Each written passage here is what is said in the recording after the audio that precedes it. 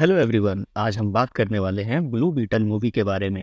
कहानी की शुरुआत में हम देखते हैं जेमी रईस को, जो अपने ग्रेजुएशन के बाद वापस अपने घर पाल्मेरा सिटी आया हुआ है। वो अपने घर वापस आके बहुत खुश होता है। उसे रिसीव करने उसके परिवार वाले भी वहाँ पे आए होते हैं।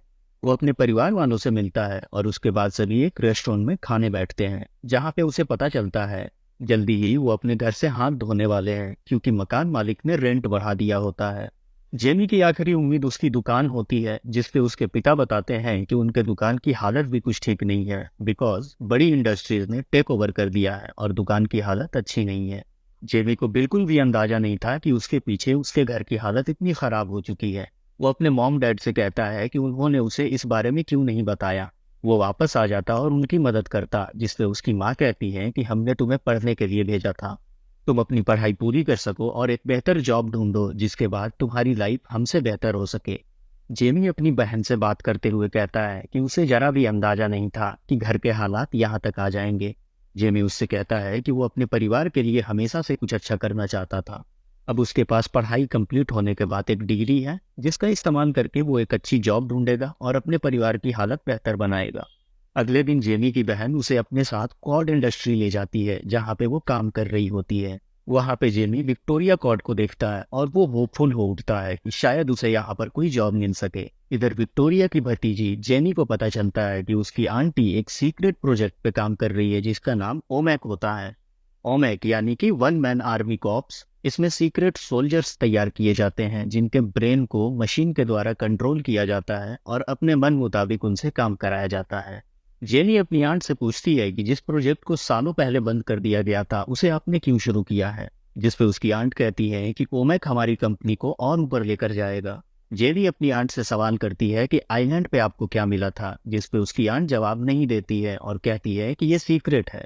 जेनी अपनी आंट से कहती है कि हम हथियार बनाना बहुत पहले बंद कर चुके हैं और मैं आपके सारे सीक्रेट जानती हूँ। विक्टोरिया जेनी से कहती है कि तुमने इस प्रॉपर्टी को जस्ट इनहेरिट किया है। इस एम्पायर को बनाने में तुम्हारा कोई योगदान नहीं है। इस बात पे जेनी भड़क उठती है और दोनों आमने सामने हो जाते हैं। तभी जेमी वहां पर आता है और जेनी से पूछता है कि सब कुछ ठीक है।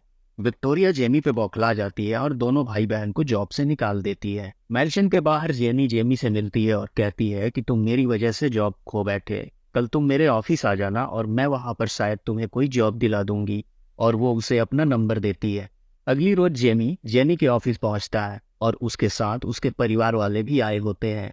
वो रिसेप्शन पे जाता है और जेनी से मिलने की मांग रखता है। रिसेप्शनिस्ट उससे अपॉइंटमेंट मांगती है, जो कि उसके पास नहीं होता। वो उसे साइड में जाकर बैठने को कहती है। इधर जेनी सीक्रेटली विक्टोरिया के लैब में घुसती है और उसे वहां पे वो एंशियंट स्क्रैप दिखाई देता है। वो उस स्क्रैप को एक बर्गर के बॉक्स में पैक करती है और वहां से निकल जाती है। सांचेज, जो उस लैब में काम करता है, वो देखता है कि स्क्रैप वहां से गायब है। वो सिक्योरिटी डिपार्टमेंट में कॉल करता है और सबको इस बारे में अलर्ट कर देता है। जेनी अभी लिफ्ट से ग्राउंड फ्लोर पे आई ही होती है, तब तक सिक्योरिटी अलार्म बज उठता है। इधर जेनी भी उसके पास आता है और जॉब के बारे में बात करता है। तभी जेनी को एक आइडिया आता है। वो स्क्रैप वाला बॉक्स जेनी को दे देती है और उसे अपने साथ लेकर जाने को कहती है। और वो उसे मना करती है कि इस बॉक्स को वो ना खोले।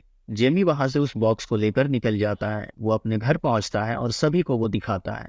घर वालों के जिद करने पे वो बॉक्स को खोलता है और सामने उसे स्क्रैप दिखाई देता है। वो उस स्क्रैप को अपने हाथों में लेता है। तभी वो स्क्रैप ग्लो करने लगता है और वो उसके बॉडी के अंदर चला जाता है। ठीक तभी जेमी कहता है कि मेरा दिमाग खराब होने लगा है, ऐसा लगता है कि मानो मेरे अंदर कुछ घुस गया हो। तभी जेमी के शरीर में धीरे धीरे बदलाव होना शुरू होता है और वो ब्लू बीटल में बदल जाता है। उसके अंदर नई सुपर पावर्स आ जाती हैं और वो उन पावर का इस्तेमाल करके कभी आसमान में पहुंच जाता है तो कभी शहर के चक्कर लगाता है। तभी एक जगह पे अचानक से उसके सामने से एक बस आती है। जेमी को कुछ नहीं सूझता, पर उसके सूट का आर्मर डिफेंस के लिए एक्टिवेट होता है और वो बस दो टुकड़ों में बट जाती है। फाइनली जेमी अपने घर वापस आता है और वो वहां पे देखता है कि उसकी पीठ में मानो वो स्क्रैप अटैच हो गया हो। जेमी जेनी को ढूंढते हुए उसकी इंडस्ट्री बिल्डिंग की तरफ जाता है। उसे वहां पर जेनी किसी से छुपती हुई दिखाई देती है। दरअसल वो लोग विक्टोरिया के गुंडे होते हैं। वो जेनी को अपनी गाड़ी में बैठाता है और उसे वहां से लेकर निकल जाता है। जेनी उसके घर पे आती है और उसके स्क्रैप के बारे में उससे पूछती है। जेमी अब तक की हुई सारी घटना जेनी को बताता है। जेनी उसको कहती है कि ये स्क्रैप उसी को चुनता है जिसके साथ वो रहना चाहता है। और हम इसकी चॉइस को नहीं बदल सकते। वो बताती है कि उसकी आंट इस स्क्रैप के लिए सबको मार देगी और हमें एक चाबी की जरूरत है जो अभी कॉर्ड बिल्डिंग में मौजूद है। इधर विक्टोरिया कैराबैक्स को वो स्क्रैप ढूंढने के लिए बोल रही होती है। जेनी और जेमी कॉर्ड बिल्डिंग आए होते हैं और तभी कैराबैक्स उन पे हमला करता है। तभी स्क्रैप ऑटोमेटिकली एक्टिवेट होता है और जेमी को बचाते हुए कैरापैक्स को उठाकर दूर फेंक देता है। कैरापैक्स भी अपने अंदर के फ्यूज्ड ओमेक प्रोटोटाइप को एक्टिवेट करता है। जेनी वहां से जेनी को जाने के लिए कहता है और कैरापैक्स का सामना करने के लिए खुद वहां पे रुक जाता है। जेमी जिसके अंदर खाजीदा की पावर होती है और कैरापैक्स जिसके अंदर ओमेक प्रोटोटाइप का पावर होता है, दोनों आपस में टकराते हैं और एक लंबी लड़ाई के बाद जेमी कैरापैक्स को हराता है और उसे जमीन पे गिराता है। खाजीदा कैरापैक्स को मार के खत्म करना चाहता है पर जेमी उसे नहीं मारने देता है। वो इंसानियत के नाते कैरापैक्स को छोड़ देता है। इसका फायदा उठाकर कैरापैक्स जेमी पे हमला करके अनकॉन्शियस कर देता है, पर तभी जेमी के अंकल आते हैं और उसे बचाते हैं। इन्हीं उन लोगों को अपने फादर के सीक्रेट बेस में लेकर आती है और उन्हें बताती है कि उसके फादर टेड एक सुपर हीरो थे और उनका नाम ब्लू बीटल था। वहां पर उन्हें बहुत सारे आउटडेटेड टैक्स और अनफिनिश्ड प्रोजेक्ट्स मिलते हैं। जेनी उन्हें बताती है कि खाजीदा ने उसके फादर को नहीं बल्कि उनके प्रोफेसर डैन गैरेट को चूज किया था, पर प्रोफेसर ने खाजीदा को टेड के हाथों में छोड़ दिया, जो अपने पूरे जीवन अपराध से लड़ता रहा और खाजीदा को स्टडी करता रहा। पर एक दिन उसके पिता अचानक जेनी को अकेला छोड़कर कहीं गायब हो गए। जेनी के अंकल उसे बताते हैं कि धीरे धीरे खाजीदा का डीएनए उसके अंदर फ्यूज हो रहा है। वे दोनों धीरे धीरे एक हो रहे हैं और खाजीदा से अलग होने का मतलब है जेनी की मौत। जेमी को जब ये पता चलता है तो वो बहुत परेशान हो जाता है। उसे एक सिंपल लाइफ चाहिए थी जिसमें वो कोई अच्छी सी जॉब करता और अपने परिवार को एक बेहतर जिंदगी देता। तभी जेनी वहां पर आती है और उनसे कहती है कि क्या तुम्हें ये आवाज सुनाई दे रही है? वो आवाज किसी जेट की होती है जो जेमी के घर की तरफ जा रही होती है। जेमी अपने घर निकलना चाहता है। वो ब्लू बीटल में ट्रांसफॉर्म होने की कोशिश करता है पर वो कामयाब नहीं होता है। आखिरकार वो उस बिल्डिंग से जंप लगा देता है और उसे बचाने के लिए खाजीदा ऑटोमेटिकली एक्टिवेट हो जाता है और वो ब्लू बीटल में ट्रांसफॉर्म हो जाता है। इधर कॉर्ड इंडस्ट्री की सिक्योरिटी जेमी के घर पहुंच चुकी होती है। वो लोग जेमी को ढूंढ रहे होते हैं। वो जेमी को कहीं ना देख के उसके परिवार वालों को बंदी बना लेते हैं, जिसपे विक्टोरिया अपने लोगों को आवाज लगाती है और उनसे कहती है कि उस लड़के को ढूंढो, उसी के पास स्क्रैप है। तभी जेमी वहां पर आता है और उन लोगों से कहता है कि वो किसी पे हमला नहीं करना चाहता, वो इस मसले को शांति से निपटना चाहता है। विक्टोरिया अपने लोगों से हमला करने का आदेश देती है और साथ ही साथ उसके परिवार वालों को भी मारने को बोलती है। अपने परिवार वालों पे हमला होते देख जेमी बीच बचाव करने आता है। विक्टोरिया के सिक्योरिटीज को एक एक करके डिसमेंटल करता है। वो किसी भी सैनिक को जान से नहीं मारता। अपने परिवार पे हमला होने की वजह से जेमी काफी गुस्से में होता है। वो कैरापैक्स पे फुल फोर्स के साथ हमला करने के लिए तैयार हो जाता है। इसी बीच जेमी के फादर जो वहां से जा रहे होते हैं उन्हें हार्ट अटैक का दौरा आता है। इसी बीच जेमी का ध्यान कैरापैक्स से हट जाता है और कैरापैक्स मौके का फायदा उठाकर उसे बंदी बना लेता है और उसे अपने साथ लेकर चला जाता है। तभी जेनी वहां पर आती है। वो लोग एम्बुलेंस बुलाते हैं पर तब तक काफी देर हो चुकी होती है। जेमी के पिता की मौत हो जाती है। अगले रोज जेमी की दादी सबको रोना धोना छोड़कर जेमी की मदद करने के लिए कहती है। जेनी उन्हें अपने पे भरोसा करने को कहती है और उन्हें अपने बेस में ले जाती है। वहां पर वे लोग जेमी को छुड़ाने का प्लान बनाते हैं और इस होने वाली लड़ाई के लिए सभी को मॉडर्न वेपन्स देती है। विक्टोरिया जेमी से कहती है कि इस स्क्रैप ने तुमको जरूर चुना है पर इस पे हक हमारा है और अब जब तुमने इसे एक्टिवेट कर ही दिया है, हमें इसे ओमेक में ट्रांसफर करना अब और आसान हो जाएगा। इधर जेनी सभी लोगों को लेकर विक्टोरिया के बेस की तरफ आती है, जहां पर विक्टोरिया का गार्ड उसके जेट को स्पॉट करता है और सभी को अलर्ट रहने को बोलता है। जेनी अपने बीटल शेप्ड जेट को वहां पर लैंड कराती है और सिक्योरिटीज पे हमला कर देती है। विक्टोरिया इधर ट्रांसफर की प्रक्रिया शुरू कर देती है। जेमी अपने सबकॉन्शियस माइंड में एक कमरे में जाता है जहां पर उसकी मुलाकात उसके फादर से होती है।